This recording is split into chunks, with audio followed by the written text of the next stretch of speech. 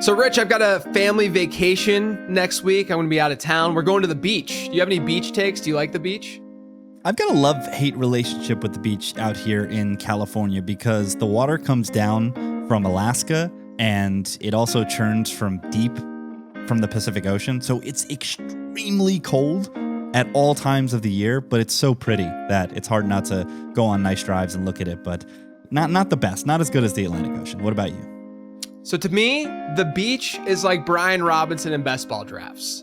Large and overrated. I'm JJ, and last year I tried my hardest to become a best ball bro. I drafted over 500 teams, I talked to some of the most successful best ball players in existence, and I admittedly had mixed results. So this year, I'm going to chase that title once again. My plan is to max enter DraftKings Millionaire Maker, and I'm going to document all of it while talking to the brightest best ball minds on the planet. Last year, I didn't quite get there, but this year, this is going to be the year where I officially become a best ball bro.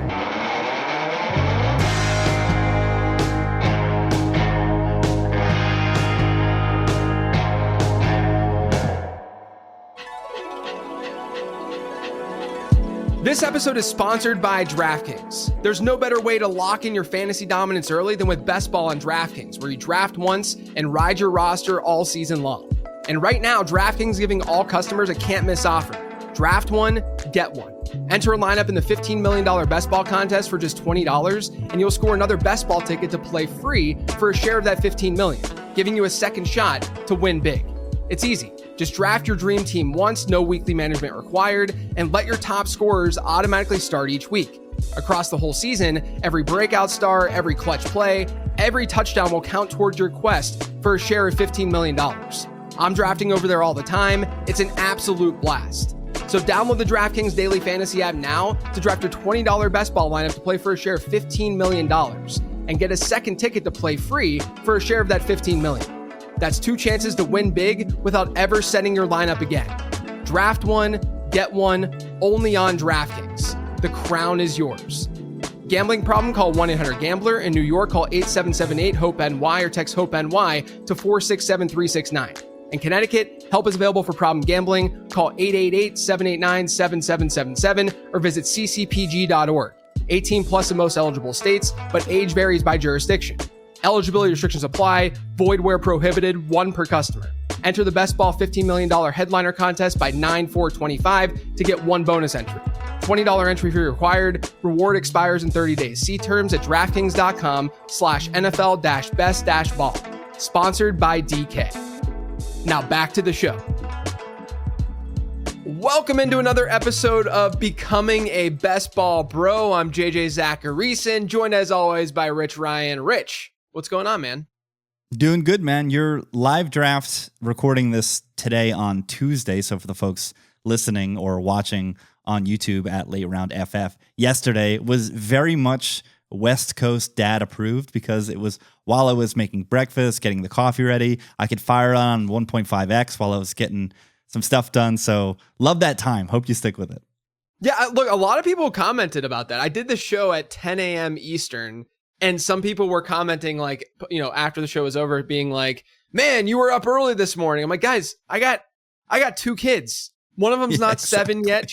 She turns 7 at the end of July. The other one's 2.5. You think that I'm waking up at 9 a.m. every morning? I mean, I am up at 6 a.m. every day because those kids make me get up at 6 a.m. every day. Summertime's been a little bit nicer. It's a little bit closer to 7 because, you know, they'll go to bed a little bit later because we're out, you know, doing summertime things, you know.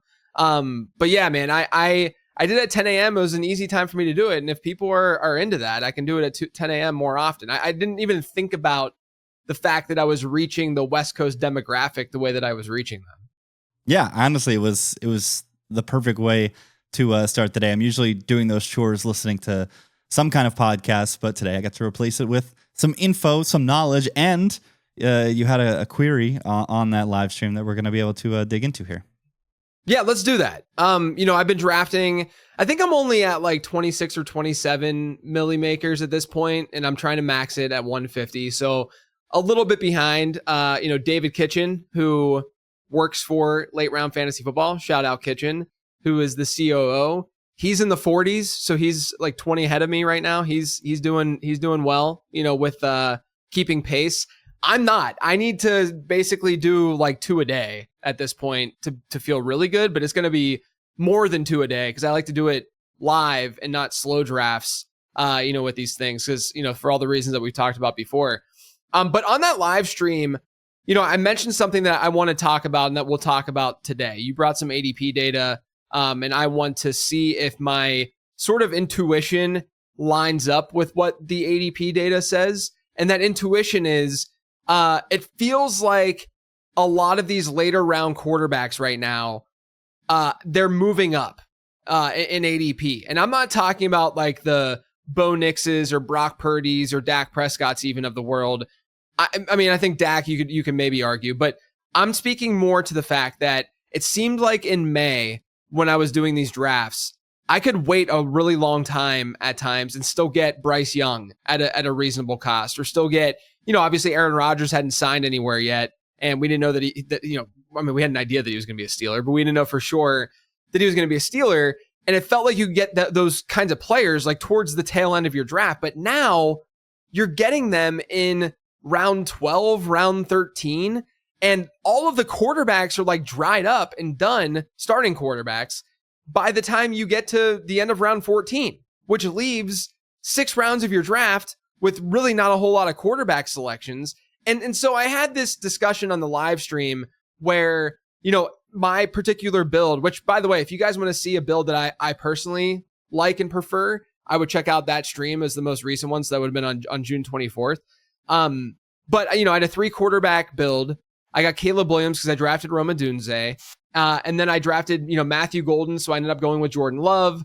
And then I got Brock Bowers early, and I had a Malik Neighbors and Tyrone Tracy bring back, and I got Geno Smith. So I had all 3 quarterbacks were stacked, which is great. But then you look back at the draft board and you see, I'm getting Geno Smith because of the way that people push quarterbacks. And we know that DraftKings can be the Wild West in a good way, in a fun way, right? In the way that people will just take unstacked quarterbacks and uncorrelated quarterbacks. And so you feel this need to get these quarterbacks maybe a round ahead of ADP. And I think that's also driving these quarterback prices up a little bit. So I'll ask you, are we seeing this in the market? Are quarterback ADPs, these lower end quarterbacks, are they shooting up a little bit? And I say a little bit because obviously when we look at averages, we're not expecting like 2 rounds worth of ADP when we're looking at averages across a pretty, long time period. But are these ADPs for these quarterbacks, are they actually shifting? So right now, 10 quarterbacks since we started doing this show have moved up since the first show that we did. 2 of them for more obvious reasons. Aaron Rodgers, the most obvious. He's up 30.8 spots because he signed officially with your Pittsburgh Steelers. Then Daniel Jones is actually the largest mover at 31.8 spots, and that's because of the drumbeat that we are getting out of Indianapolis, that he is likely to be the starter there. And then you've got 8 quarterbacks who don't have very much major news attached to them, but they are up. McCarthy up 10 spots, Shuck up 8.6, Prescott 7, Penix 6, Drake May, Bryce Young, Brock Purdy, Justin Fields, all up 5, 3, and 2. So you're right in a general sentiment that things are starting to creep up. And we know, it being June, that the influx of casual drafters is not here yet, right? This is the quietest time in the 12-month NFL calendar where there is nonstop news all of the time. This is going to be the quietest time of the year, and it's going to be quite quiet for drafters. So I can only see this increasing the more influx of casual drafters that we get. Yeah, and the problem too, so going back to let's look at Dak, for instance, and you can go back and have a companion while we're talking about this by looking at the draft board that I did on the 24th, during that 10 a.m. live stream. But, Dak Prescott goes in round 10, right? And then I get Jordan Love, I think it was a round and a half later than Dak, and then Geno Smith pretty close to that, just because I needed to get Geno. And so the thing is, though, is that the opportunity cost, I don't even think Jordan Love is the example. I think Geno is the example. So let's just say Geno goes a round and a half, 2 rounds after Dak Prescott. And it might have been bigger, it might have been smaller, but let's just run with this hypothetical. the opportunity cost, when you actually look at the players that are being drafted in between those two quarterbacks, to me, it's not that significant. And that's the problem in waiting for that type of quarterback in general, right?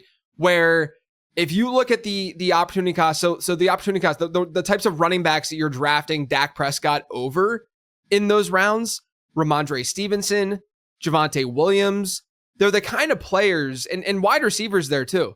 They're the kind of players that you almost feel forced to take because you don't need a quarterback, right? Like you're just like, well, I don't know who to pick. I don't have anyone else to go with. So sure, I'll take Ramondre Stevenson, even though they just drafted an early round 2 running back who's going to steal a lot of pass catching work from him, right? Or I'm going to get Javonte Williams, who hasn't been efficient since his major knee injury. And sure, he might be the lead back for Dallas, but I don't think anyone feels overly confident about Javonte Williams in fantasy football this year. I'm not saying I'm fading him, but it's not like you're going to be aggressively targeting Javonte Williams at this moment, right? And so even though I do think that some people in the fantasy industry have taken the Javonte stuff a little bit too far, I will say that. But you look at that, and then you look at the other tier of running backs that I talked to Tyler about in particular last week, and I think that we both really agreed that there are some 0 RB targets on DraftKings that just go way too late.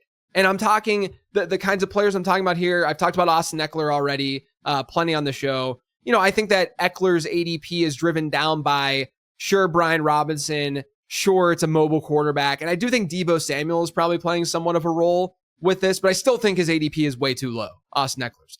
But like Rachaad White, why does Rachaad White go where he goes in drafts? I cannot understand why a guy who wasn't even that bad with Bucky Irving last year, okay, from a points per game perspective, he's a pass catcher. He could be their negative game script back if and when those negative game scripts hit. And he has contingent upside. If Bucky Irving gets hurt, then Rachaad White sees a ton of... We've seen Rachaad White be a low-end RB1 in fantasy football before, and this is a really good offensive environment for him to hypothetically thrive in, right? So you get Rachaad White. Jalen Wright, I think, is a really interesting 0 RB target. Like, to me, if I'm thinking about ceiling outcomes, I don't think there's that big of a difference in ceiling outcome between Ramondre Stevenson and, Rachaad White. Or I would argue that Rachaad White has a bigger ceiling outcome than Ramondre Stevenson, or Rico Dowdle, who we talked about on the show last week, as someone who, if you're not drafting as much Chuba, which I'm not drafting as much Chuba for reasons I've discussed on, the late round fantasy football show, which is also on YouTube. I'm afraid of that previous season yards per route run and the fact that they get 2 pass catching backs over the offseason that could steal some of that work. Rico Dowdle's that dude. And if, again, there's contingent upside, like, if Chuba Hubbard gets hurt, Rico Dowdle would be the 1A in that backfield more than likely, right? And so the problem in drafting and waiting those, and trying to squeeze out value in those couple of rounds from a guy like Dak and even Purdy when he falls, the problem is that there aren't many good players that you're drafting anyways, right? The major issue that I run into is I only want to draft quarterbacks where I'm generally stacking. And what this has done, and I know that we're kind of getting deep here and in the weeds, and it might be tough to follow. This is the good stuff. This is the good stuff. What this has done for me is it's forced me to take a lot of naked quarterbacks to stack then late, because I just want to get a quarterback who I know is going to be a good value and then hope to get some pieces later. So it's harder to do that with like a Dak Prescott, but it's easier to do that with a Trevor Lawrence, right? You can get De'Ami Brown and Brenton Strange. You can do it with Jordan Love really easily, right? With Romeo Doubs, even Dontavian Wicks if you really want to. But you can still try to get like a Matthew Golden and set that up when you see your draft going a certain direction, early on, if you're not getting a lot of that correlation, right? I'm not saying, at the end of the day, a lot of the pocket passers, and I've written about this, I've talked about this, a lot of the pocket passers can match the production of the earlier round pocket passers. It's why I don't think in season long, especially, Jared Goff is a very good pick at all, because Jared Goff's production is good. There's arbitrage to that production, right? You can, I know it sounds crazy, but I'm not going to be surprised if Geno Smith outscores Jared Goff this year. Do I think it's probable? No, but there's at least this outcome. If touchdown rates go a certain way, if teams start scoring more rushing touchdowns and passing touchdowns in a sort of abnormal way, then you can see a scenario where Geno Smith just outscores, Jared Goff. So I don't want to downplay that idea because I do think that's really, really important. But at the same time, a player like Dak Prescott, a player like, a Caleb Williams even, right? Like these guys are seemingly stagnant for the most part, like not shifting as much as some of the guys shifting like later than them. And that's creating a better value for those players. And then it's also going back to what we had talked about with like Neil Orfield, a couple episodes ago. It's creating the early round quarterbacks becoming a little bit more valuable too, because if every quarterback gets drafted earlier, then the early round quarterbacks, if they stay with the exact same ADP, then they're more attractive, right? Because if you're getting Josh Allen in the 4th round, he's fallen to the 4th plenty in drafts that I've done. If you get Josh Allen in the early 4th round, and then all of a sudden, Baker Mayfield goes in the 7th, and Bo Nix and stuff are going in the late 7th, that's huge for the Josh Allen drafter, And so that's where my head's been at a lot with these drafts, is that I'm trying to recognize the flow of the quarterback position, and that's changing the way that I'm drafting the position if I can get those later stacks. And that is what's so interesting about where the market is shifting, because it's the middle class that is shifting up, and the top end, Josh Allen is down 5.7 spots. Lamar Jackson down 3.4 spots. Jaden Daniels down 4.3 spots. So that part of my brain it's really tough to click on a lot of these middle class quarterbacks, because you're spending up for an asset that is not as valuable as the ones that have just been drafted, right? Mm-hmm. And it's really a tough buy to make. But on the flip side, you're going to find yourself in these situations where one of the things you've talked about repeatedly at these onesie positions, quarterback and tight end, especially when it comes to value, is that if you're the first to take a player in a tier in one of these onesie positions, you damn well better hope that the players after you are also taking these players. Yeah. And I think that's holding true at the quarterback position on DraftKings right now. Yeah. So that bit of fear that, am I really going to take this quarterback and be out on a limb when 8 or 9 running backs and receivers go next? I don't think so. From what I'm seeing anecdotally, I think we can comfortably start new tiers on quarterback, and we'll see quarterbacks go off the board after us. Yeah, I think part of the problem too is that, I personally am really enjoying the more unpredictable nature of DraftKings best ball, because it creates a lot of value for your team. You can have a really strong build. Like if you get a really strong build with a lot of correlation, you're standing out against the competition a lot more on DraftKings, because there's people on DraftKings that are, entering they're like, oh, what's best ball? I'm going to try out best ball. And they don't have any idea what stacking is, what week 17 correlation is, anything like that, or optimal, roster builds. And at on one side, it's really frustrating because, you'll get, I drafted Jamar Chase and T Higgins the other day and Trey McBride, and someone took naked Joe Burrow in the middle of the 3rd round. And you're like, what, why, why is this happening? It's really frustrating on that end, but you can sort of flip that on its head. And that's why, look at this show, Rich. Like, we haven't complained about that at all this offseason. No, last year, I feel like we were tilting way more last year. Whereas, and this is a trope that comes from poker, is a lot of people will complain when they're playing against weaker competition. Oh, the big thing is, I'm going to move up to a stake where people are going to respect my raise. And it's like, no, you actually want to be playing against people who are not going to respect your raise and hand you equity. And yes, in the short term, you're going to get your butt kicked sometimes. Sometimes people are going to take unstacked Joe Burrow, and it's going to make you very angry. But when your competition is making these mistakes at such a high frequency, that's when we can take advantage and build better teams. Yeah, I think it just comes down to like the live stream. Again, going back to that, I had very little correlation through like 8 rounds of that stream.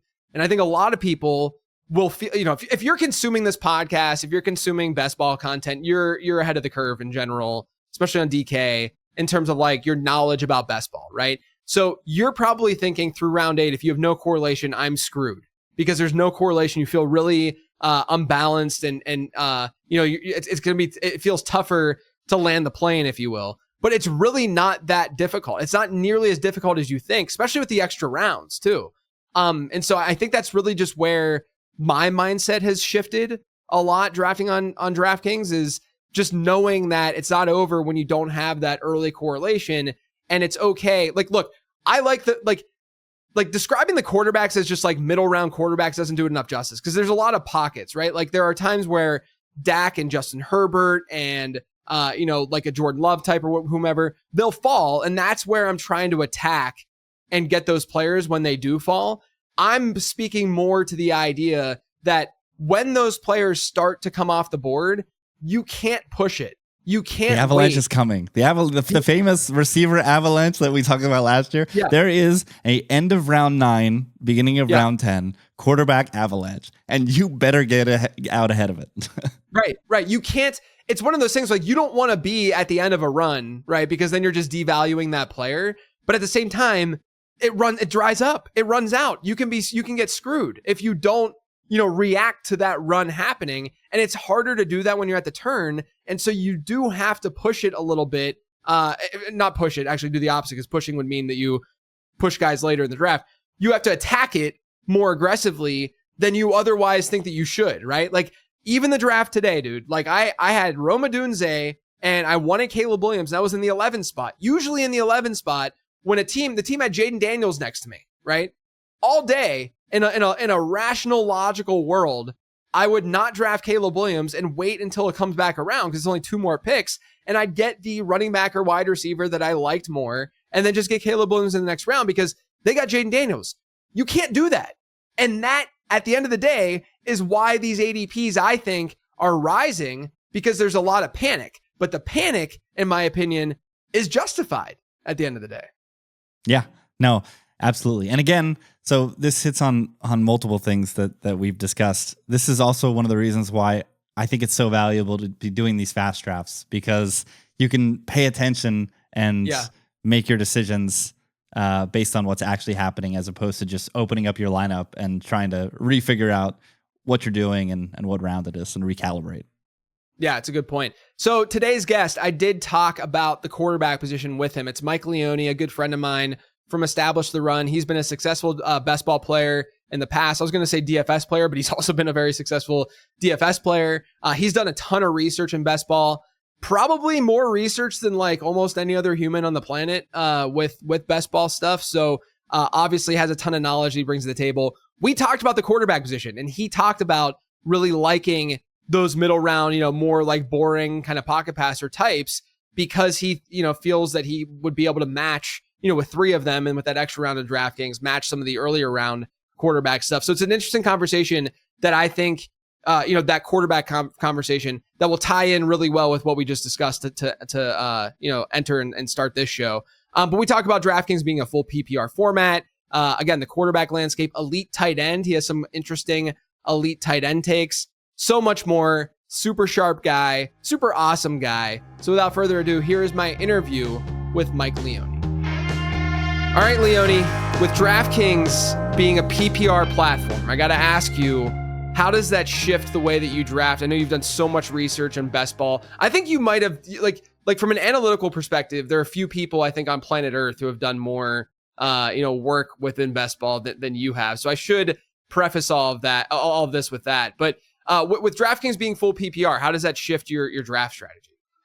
Yeah, I mean, the pass catchers are boosted up earlier. I'm going to draft wide receiver heavier earlier, because the gap between the top wide receivers and, the scores you can cobble together in the later rounds is going to grow. I think that's pretty intuitive, but sometimes people are still reaching too much for running backs. And when talking about running backs, you do want to consider the range of outcomes on some of these non-pass catching backs. Like obviously, if you have a situation like last year where Saquon, Derrick Henry, like they really hit their ceiling, it's not going to matter. But I do think you want to consider like the 75th percentile outcomes for some of these guys where they have a pretty good season, but they're just not catching a lot of balls. And they're really getting past at a point in the draft where there's a ton of opportunity cost. Someone like Jonathan Taylor, we're about a half round behind on ADP on DraftKings. And the pass catching is a big reason why. Really needs to have a superior rushing efficiency season, which can happen. It happened last year on a couple guys that we were too low on, and it burned us. But at the end of the day, when you're looking at the bets you're making, the total range of outcomes, you got to factor that in. So be careful with, especially in the first 3 to 4 rounds, getting those backs that really don't have much of a pass catching profile. And then I think there's some notes on tight end, but I want to save that for talking about elite tight ends later. Yeah, cool. I do want to ask you if, should drafters be assuming that the flex spot is being filled with wide receiver? Like, is that, I don't want to think too binary, of course, because obviously you could hit on a mid-round running back or late-round running back, and then that guy is just going to be, you have 3 really solid running backs each week. But when you're going into a draft, are you sort of intuitively thinking like this is a start, maybe not 4 wide receiver, but like 3.8 wide receiver or something like that? Yeah, I mean, it's like the old school, you want to win the flex, right? So absolutely, I'm going into a draft considering receiver much more on a half PPR best ball site is more likely to fill my flex. And the bonuses play a factor into this too. Obviously, like the very elite rushers up top can get that 100-yard rushing bonus, but I think you're going to see a little bit more from the receiving game. And again, just that gap grows between the elite wide receivers and the non-elites. And I guess like as we're talking about this too, that funnels to the quarterback position where there's some weird intricacies where I feel like the things that make sense on DraftKings, the market does like opposite, and they do them like more on like some of the half PPR sites. Yeah. One of them would be the running backs go earlier on DraftKings than some other sites, even though they get hurt by the PPR scoring. The other would be the elite quarterbacks sometimes go like pretty early on DraftKings. And as we're talking through it, like even the pass catching running backs, like the skill players that get a lot of volume, whether they're running backs, wide receivers, or tight ends, the gap between them and the inferior players later in the draft is just growing. Whereas the draft between the quarterbacks early in the draft and later in the draft is about the same as it is on a half PPR site. Yet some of these elite quarterbacks go even earlier on DraftKings. So it's tougher for me to draft an elite quarterback on DraftKings. Do you think that part of that, and this goes into the next question I want to ask you, do you think that part of it with DK's quarterback ADP and quarterback landscape has to do with the fact that more teams are going to be willing to go with 3 quarterback? Now, there's been plenty of research. I don't know how much you've done around this. I'm sure plenty as well, but I know that the conversation, especially this offseason on Twitter and on social media, has been to go 3 quarterback as opposed to going 2 quarterback, or at least more people are kind of forcing that. And then with DraftKings having 2 additional rounds and it being a 20-round draft, that probably forces people to say to themselves, hey, I'm going to get 3 quarterbacks in this draft. I know I'm going to get 3 quarterbacks in this draft. And so that naturally just like pushes some of these guys upwards a little bit. Do you think that's happening? And then do you advocate for that 3 quarterback strategy? And then one more question on top of that. How are you sort of altering your strategy with there being those 2 additional rounds? Yeah, so I'm not totally convinced that people drafting more quarterbacks is driving up the elite quarterback ADP. Just looking at our ranks relative to ADP, we're pretty behind on the elite quarterbacks, but we're like ahead of ADP on a lot of the mid-tier quarterbacks. And I think that scarcity would drive everybody up if that's what was causing it. Yeah. It's possible, we're just very off market in terms of where we think the quarterbacks should go. As far as drafting 3 quarterbacks, I think with the 20-round drafts, 3 quarterbacks, 3 tight ends should be like your default. And I think even with taking an elite quarterback or an elite tight end, there's room to take a third, and it's kind of an unnecessary risk not to. Would maybe be a little bit more prone to only taking 2 quarterbacks because you don't want to take a really shaky third if you got an elite quarterback and like kind of waste the spot late. Right. But you can still pull off the elite quarterback strategy and not devote a ton of that doesn't mean you're taking 2 other mid-tier quarterbacks with your elite quarterback. You're still going to wait and not devote a ton of capital, just like is kind of the idea behind a 2 quarterback strategy. You don't have to devote as much capital. You can devote roster spots. You can still convert one of those late roster spots to a third quarterback and play it a little bit safer. So I think that's the default a little bit. I think that answered the first 2 of your 3 questions. And I forgot what the third just was. Threw a lot your way. No, it's just basically like, it seems like the additional rounds for you are telling you that you should get 3 quarterbacks, you should get 3 tight ends. Are there any other like things that change mentally for you and strategically with those 2 additional rounds? There's a couple things. I think there's some opportunity at the onesie positions, particularly tight end, to go to 4. Some people, even on some of the 18-round sites have found 4 tight ends to be a little bit more viable than one would consider. I think that's a stretch, but when you get to these 20-round drafts, I really think that that's a strategy that you can look at if you're drafting 4 tight ends late. A lot of times where the tight ends go, they are safer bets than the running backs and wide receivers, especially at this point in the offseason where we don't really know the roles of some of those later round running backs and wide receivers, whereas the tight ends, we kind of know they're starting players. Yeah. And it's not like they can't contribute in your flex position. So I think taking 4 and like kind of with the randomness of the position and also the injury rates of the position can make sense. You're not going to do that now if you take a McBride early, you're only going to stick to 3 in that scenario, or you could do 2. But as I said, I still like going to 3. So that's one thing I'll do. Something that I wouldn't do in an 18-round draft that you could do in 20-round draft that's very specific. But if you wanted to take like Daniel Jones and Anthony Richardson super late, I think you can maybe justify it a bit more with the 20-round draft, especially those rounds 19 to 20 picks, like very unlikely to come through if you want to just get a stranglehold on the quarterback position for the Colts, in which one of those guys can be undervalued, certainly on a per game basis. I think both those guys are going to, when they start, are going to produce at a higher level than their QB positional ADP. We don't know who's going to start. And a final one that I'd consider doing with more drafts, a little bit more room to gamble just on pure upside late, right? Sometimes I'm really worried about like dead roster spots, taking players that, they sound good in June, July when we're drafting, but then, the odds of them making the roster are a little bit lower, and you enter the season with a dead roster spot, and those kind of add up as injuries and whatnot happen over the course of this season. When you have 20 rounds, even if you are devoting extra resources to quarterback and tight end, I do think there's some wiggle room to take some home run swings there later with your skill players. Yeah, makes sense.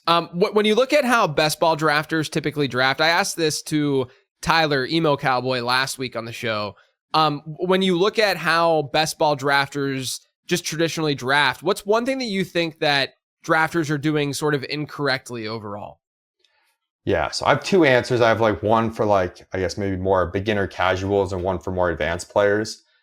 For beginners casuals, I think just they have a tough time balancing the draft capital correctly. And when I say draft capital, what I'm talking about is like if you take Saquon Barkley early, each pick has a lot of draft capital. That's a lot of draft capital you're already devoting to the running back position. So now you don't want to go overboard on running back throughout the draft. You have to assume that Saquon Barkley, especially in these big tournaments, is going to have a very good season and is going to stay relatively healthy. The truth is, even if you just look at, let's say in the big tournament, even if you just focused on the regular season aspect, weeks 1 through 14 and advancing out of that, it's 2 out of 12 teams. It's top heavy. If Saquon Barkley gets hurt, you're probably going to lose, and you just need to accept that. You don't want to be drafting too heavy on running back. You get to a point of diminishing returns where Saquon's score is counting for you like every week if he stays healthy. And that could be, those resources could be devoted elsewhere. So just kind of balancing how much draft capital you're allocating to each of the positions. For advanced players, I think sometimes advanced players can be a little bit more inflexible. Like they can get like really take locked on their player takes and want to have super heavy exposures. I still think even if you're good at that, and I think having player takes is important, ADP value is still important. So you want to find a good middle ground there. And same thing with roster construction stuff. I think people who typically know like what the best roster constructions are might go into a draft and be overly focused and rigid on like kind of checking these boxes that they feel like they have to do to be optimal, when some of the fun in drafting and some of the like the best upside unique builds you can get is by kind of taking what the draft gives you and being flexible in terms of making that work around it. Yeah, I think that point is really important. The last one that you made about how when you go into a draft, it's almost like you think about, especially if you're like max entering the millie or something like that, and you're you're going to have hundreds of lineups that you're drafting over the summer. Even if you have like 50 plus, you don't even have to be like super high volume. I do think that it's very easy to enter a draft and think to yourself, I have to be as optimal as possible in this singular draft, and I have to get my favorite values. And if I don't get but you really have to just be more open-minded. I've realized, because like last year, for instance, I was way too rigid with my overall roster construction, and that can like just that strategic angle, because then that you're going to be more heavily exposed to certain players and less exposed to other players. just having that that take lock, if you will, on roster construction can really ruin you. So I think that's where I've really enjoyed this goes back to the previous question, the extra 2 rounds, is that you can kind of get funkier with the way that you're just organizing your team. And in my opinion, DraftKings, the lobbies and the drafters are just more wild west than you're going to get, on other platforms, which, can be frustrating at times. Like yesterday or the other day, I had a Jamar Chase and T Higgins stack, and someone inexplicably drafted Joe Burrow in the middle of the 3rd round. Why? I have no idea, but it happened. And so, it's frustrating from that angle. But then the other angle is you can get ADP value. You can really put together some really unique and fun builds because people are a little bit more wild with the ADP. So I think that's a really, really good point to make, is that, don't be overly structured. Like I keep having these conversations with people, and like we're telling you about like how to be optimal and how to think optimally. But part of that to me is like going back to just the season long basics of like being reactive to your draft. You know what I mean? Yeah, it's like, people come and be like, 3-6-8-3 is optimal. Like I got to get a 3-6-8-3. It's like, well, that's like kind of based on the average draft over lots of drafts, with stuff falling. But in this draft, maybe a couple awesome running back values fell to you early. Yep. You don't want that to be, maybe a 3-6. Maybe you only want to go 5 running backs because you got like 2 really good early values. What the optimal roster construction is going to change based on what's available to you. Right. It's not something that's like preset in stone that's going to hold throughout the whole draft. Yeah, 100%. Can you talk about week 17 a bit? This has been a question that a lot of folks have come to me about. I think that intuitively people understand that it makes sense because, it's the final week of the season, and, in these tournament environments, we want the most upside. But you've done a lot of work also on week 15 and 16, not just week 17. So just kind of talk about it. Talk about these playoff weeks and the importance of them and how much you weigh them, and if you think you weigh them more or less than other drafters do. Yeah, it's a pretty nuanced conversation because, like, I think there's people that like maybe go overboard with week 17 with the idea being like, okay, that's where the money is. That's what we got to play for. We got to optimize for week 17 because we're trying to win first place. But I think the point that misses is we're building our teams now, not in week 17, and your expected value and your odds of winning are impacted by your odds of advancing, the first weeks 1 through 14 and weeks 15 and week 16 as well. So I push back a little bit on like that's where the money is. So that's where you have to build for. I think that's not totally correct, but at the same time, if you look at the Million Maker on DraftKings, I believe it's about 1,000, a little over 1,000 people in that final. If you're going to beat that many people, you probably want some correlation into your lineup. Yeah. And not only in week 17, but I think about it in terms of making sure you stack your team in general, having multiple stacks to get you through 3 kind of weeks that are non-continuous. You're starting over.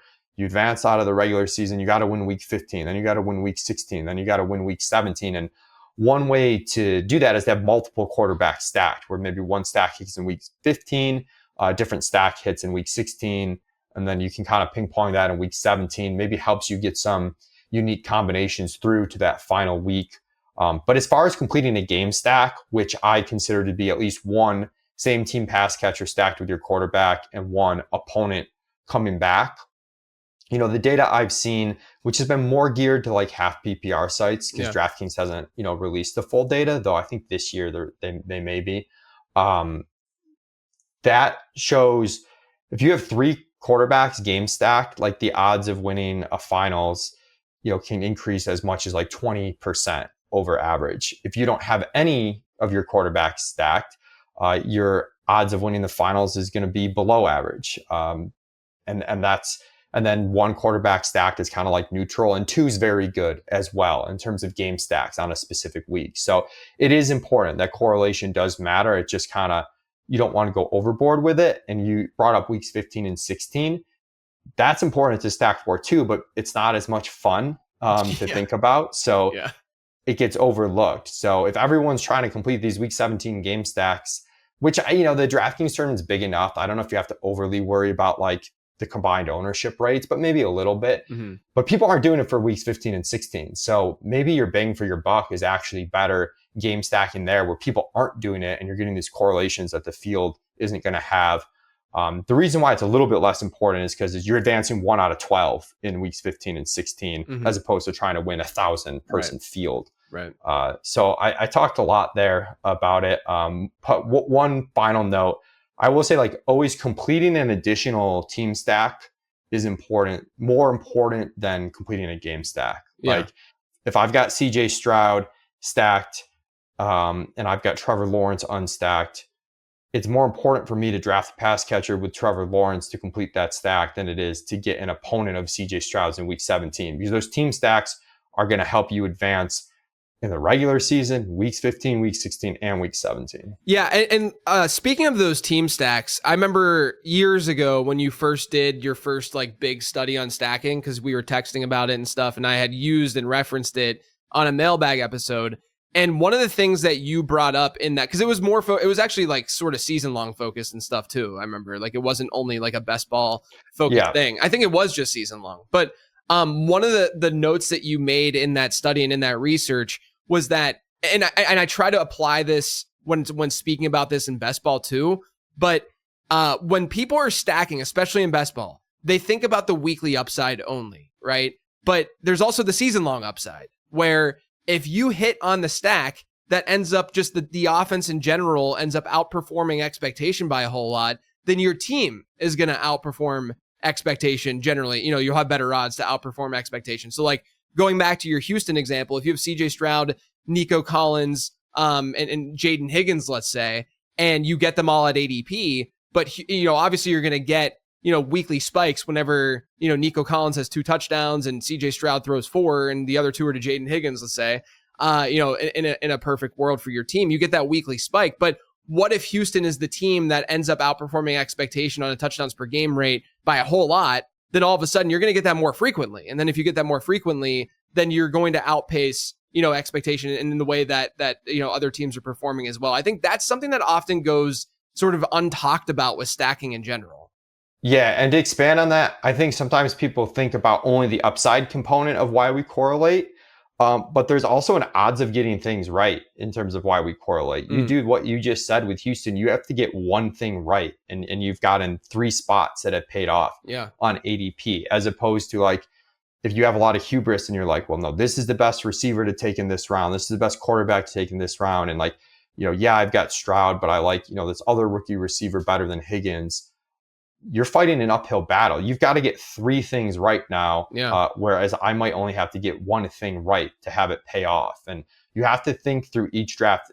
Again, and what you were saying too is like, if you're building a portfolio of drafts, you got to treat each draft like individually. That doesn't mean you have to bet on Houston in all your drafts, but in this draft, that's the bet you've made, and you do want to lean into that.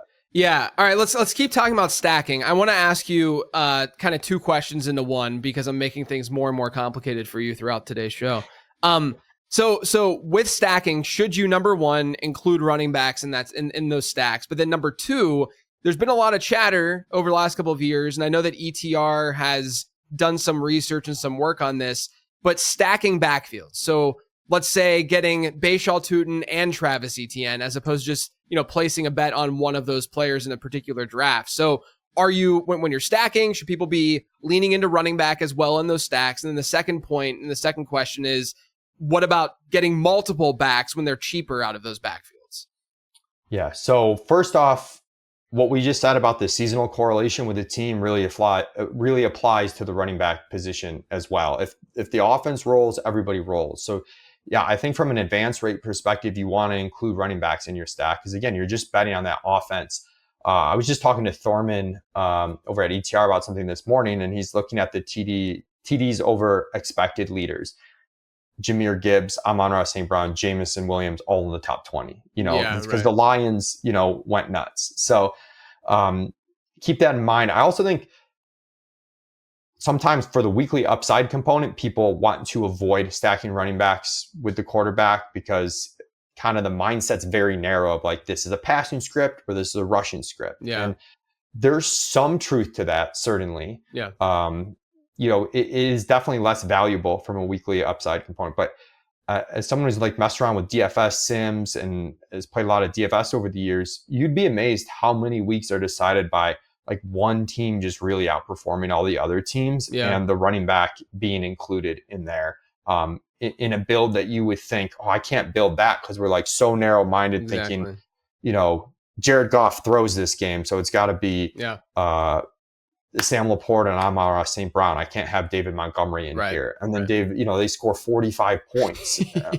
And so I think that part's overblown. I do want to say, as much as we're hyping up stacking, point that Justin Herzig made on DraftKings, it's maybe a touch less important than other sites because you get the full PPR scoring and you get those 100-yard bonuses. Some of these volume driven up kind of stats sort of diminish the stacking because the touchdown components, Stroud throwing a touchdown to Nico Collins, and then both getting those touchdown points a little bit diminished when, Puka can go, 10 for 100 and a game the Rams stink. A little bit less important. Yeah, a little bit. I just wanted to point just a little bit. But as far as taking running backs together, I want to look at this closer. I looked at this really closely for a single year a few years ago, and it was kind of interesting to look at. And what I had found was these running backs that were a little bit cheaper, think a running back with around 4 to 6 tag and a running back with maybe around 8 to 13 tag, where they kind of had distinct roles in the offense. Maybe one was the 2-down rusher with touchdown upside. The other guy was kind of the pass catching upside. Pairing those together worked pretty well, where you're kind of ping-ponging weeks based on how the game script goes for the team. And then they each do have this kind of contingency upside if the other one gets hurt. But it's got to be pretty clear, like, what the roles are and that there's not a third annoying back that's going to come in because, part of that bet is if running back B gets hurt, running back A, kind of has this upside that you want to have. It seemed to matter, handcuffing seemed to matter a little bit less in like the orthodox handcuff situations. That would be kind of like taking Saquon Barkley first overall and maybe, Will Shipley. Because you're like, if Barkley gets hurt, I got to take Will Shipley. With the 20 rounder, there's a little bit more room for that. Again, you can get more creative. But I don't go out of my way to do that. Now, the ambiguous backfields, which is what you asked about with Jacksonville, the advance rates and whatnot weren't great in terms of pairing those backs together. Again, small sample, I want to look at it again. But those backfields generally had one guy who had a really good advance rate. So they're just good backfields to target. And again, your bet in a draft doesn't have to be your bet everywhere. If Tuden falls and I take him, I don't know if I want to pair him with ETN. I might just want to make my bet on Tuden in this draft. But another draft, I might make that bet on just ETN. So over your portfolio, I think it makes a ton of sense to be investing in these ambiguous backfields, especially if you think, like Tank Bigsby's out and it's going to be one of these two guys. But within a single draft, I'm probably not going out of my way to handcuff them.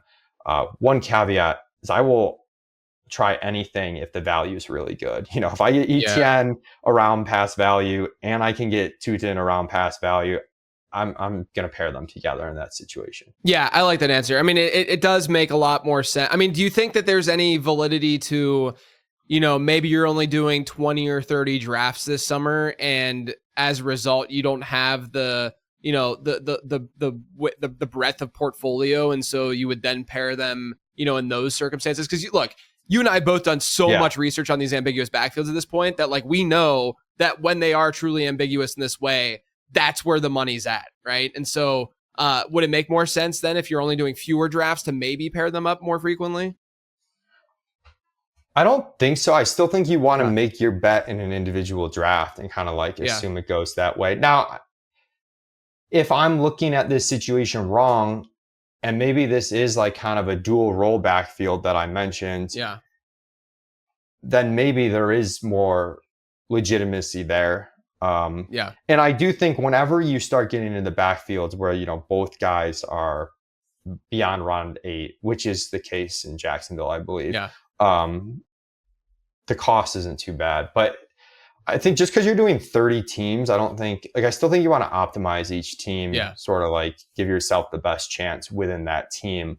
I don't think you want to bring in more hedging because you're doing less teams. Yeah. Just want to be clear for folks, if they are on the lower side from a volume perspective.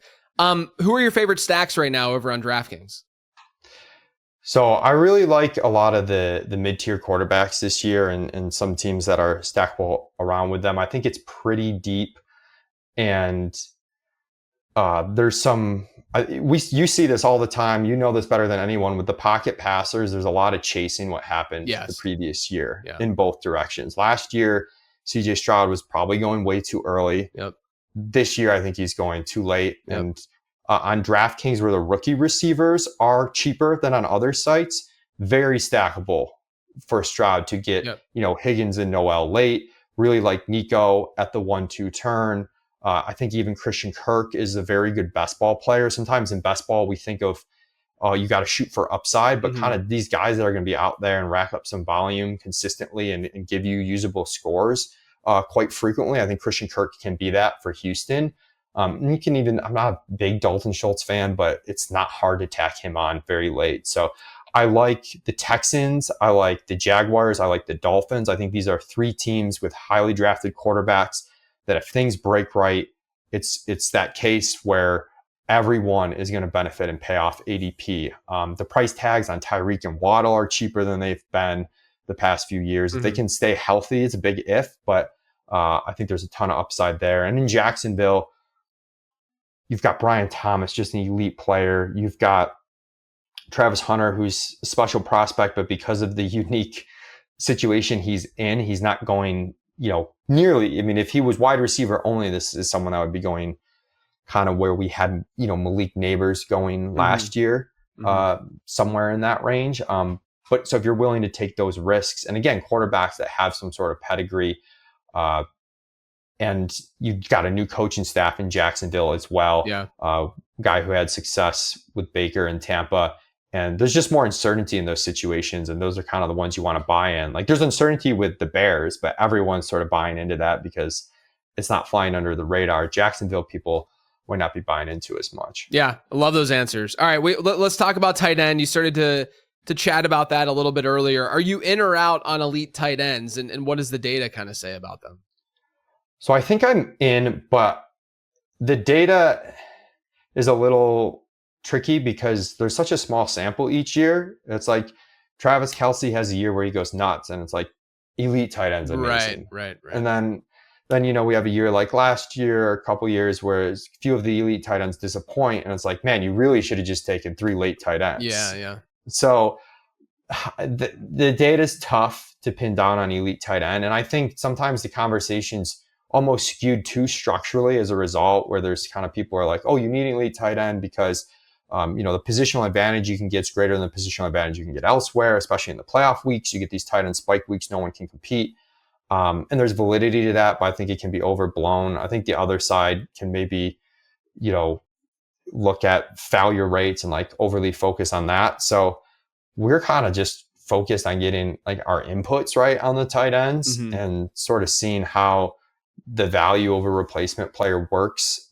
It's not perfect because there is some playoff specific nuance you might want to apply. Yeah. With that said, what we found with the same inputs, on some of the half PPR sites, we find people overvaluing the elite tight ends and really maybe trying to make it more of a thing than it needs to be. Whereas I'm trying to kind of treat Bowers and McBride individually where they should go relative to the other players.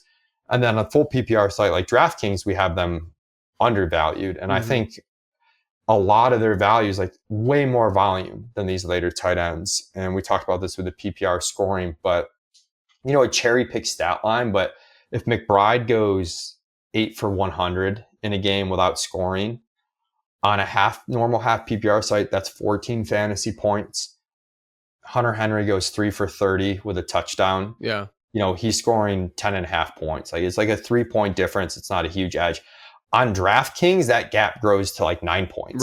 Because you're getting the bonus, you're getting the full PPR. That's like adding a touchdown to McBride's stat line in terms of the gap between the two players. So I do think that affects the tight ends in a meaningful way. And as a result, we're ahead of ADP on both Bowers and McBride on DraftKings. So I'll say I'm in, but it's not like every year you should be trying to go elite tight end. I think you want to kind of try and base it on the player pool for that specific year. Yeah, and this is research I did for the draft guide this year, and this is season long based, obviously, but it does obviously, I mean, it's not like it's a completely different game. But last year seemed like, especially in hindsight, like a transition year at tight end where the ADPs were kind of showing us that too, where it wasn't like these guys were going in the first and second round as frequently as we had seen in the past. And so then we see what happened. Like we knew that someone was going to emerge, right? We knew that it was going to happen, but I think that fewer probably did than expected last year, but we still got Trey McBride,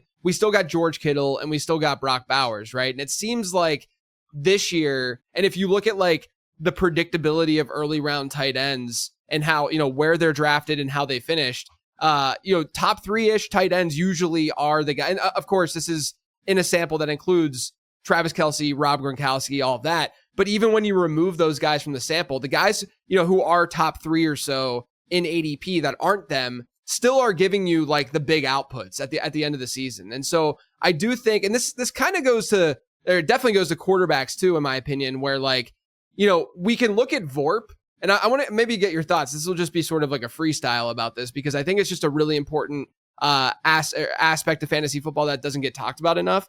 But like, we look at VORP and we do this analysis, this value over replacement player analysis, and we're saying, okay, this guy's projected for X number of points more than this guy, et cetera, et cetera.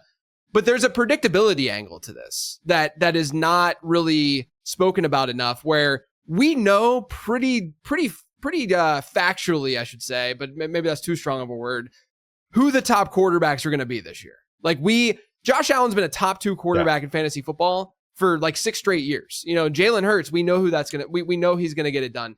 Lamar Jackson, obviously, we know he's going to get it done. And now we expect Jaden Daniels to be that dude. I feel that way too at tight end, where we have a better idea about Bowers, McBride, and to a lesser extent, but I think to a decent extent, George Kittle. And that to me should at least be elevating their cost to at least some degree. I don't mean that like we got to draft them around earlier than where they're going, but I do think that's pretty important, like that we feel really good about that player, because once you get into even like Sam Laporta at tight end 4, we're sitting there and we're like, well, look at what happened last year. And it was a very up and down season. And that just happened to be the year that Jameson Williams was more introduced to the offense. And now Ben John, like you start to get all of these factors that are more volatile, and that won't necessarily show up as much in a projection. And so that to me is one of the reasons why I also feel better about going with one of those elite tight ends. Do you think that's the wrong way of thinking about this? No, I think that makes sense. I do think in that is an element I'd like to build into our analysis a little bit more in the future, is the predictability of positions. Yeah. If I was pushing back a little bit, it would just be like injury rates are a little bit higher on the tight end position. Yeah, fair. So even though, and then also, while you're right, we're still only filling one tight end position, especially in best ball, where we can potentially just cobble together a different strategy.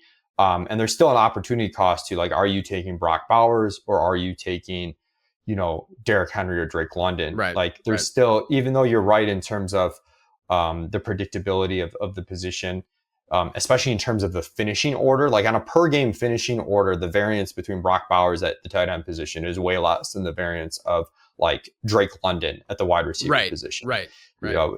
Brock Bowers is going to be on a per game basis a top 3 tight end. Right. Like we know that now, basically. Like that's 100% locked in. Yeah. But it's just hard to know the full trickle down effect when you're starting, 3 wide receivers versus 1 tight end. So, 100%. Yeah. But I do agree. I think, if you're getting really nerdy in the future, like there's some stuff that, like, if you could figure out like a season long sim or something, that'd be like really interesting to like kind of be able to code in the predictability of the different positions a little bit better. And look, you're preaching to the choir, obviously, because I've been, streaming tight ends on Living the Stream for over a decade now, and talked about it being a onesie and supply and demand and all of that kind of stuff.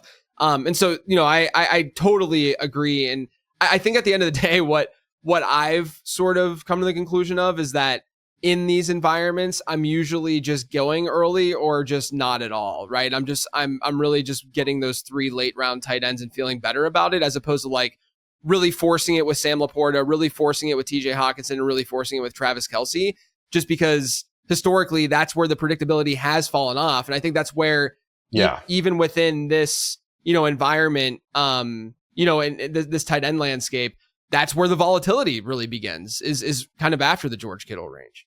Historically, the 6th to 8th round world of tight ends has been horrible.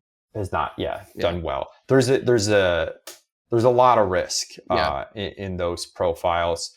So I agree with that. Yeah. And like I said, we're ahead on Bowers and McBride, so I'm definitely in on it on DraftKings. I'm just not sure about the year-over-year structural edge necessarily being like you need an elite tight end. That's makes a ton of sense. Like, I think you can win without an elite tight end. Yeah. But if they're good values, then take them and build around your team around that accordingly. Yeah, makes sense. All right, when we look back, last question, when we look back on the 2025 season, what's one macro trend that you think we're going to see? Last year, macro trend was the RB2s were a lot better, partially or largely because of the lack of injuries and such that we saw. Or, earlier round running back was better than folks thought, entering the season. What's one thing that you think we'll see at a macro level as we look back on the 2025 season? So it's January 2026 as you're answering this question. So I'm going to try and people please here, but late round quarterback, baby. Ooh, there we go. Maybe not like too late round, but in best ball, late round is more like mid round. But I just think there's a slew of pocket passers that, maybe just ran a little bit bad last year, and the position just seems deeper than, I remember it with Drake May stepping in and being like a viable candidate. Mm-hmm. So you've even got young guys like Michael Penix, Bryce Young that have some breakout potential. I think, and then on DraftKings, we already hit on the skill players with the PPR scoring and the bonuses maybe being more important to get at the top. So I think taking 3 mid-round quarterbacks is the way to go. I hit on Stroud, Lawrence, and Tua as my favorite stacks.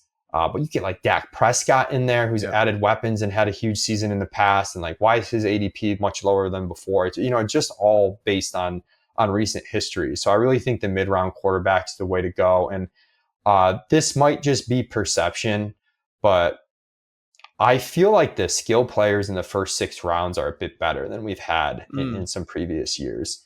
That's definitely just based off feel. I don't have any data to support that.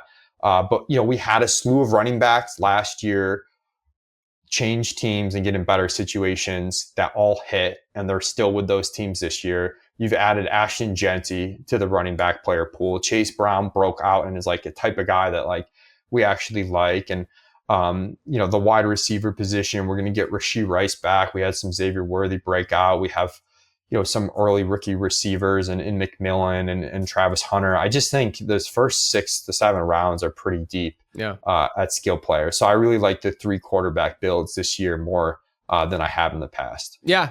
I mean, I love that answer for a lot of reasons. But look, I mean, I've said on the show plenty that I've touted early round quarterbacking over the last handful of years too, because of that predictability angle. But go ahead.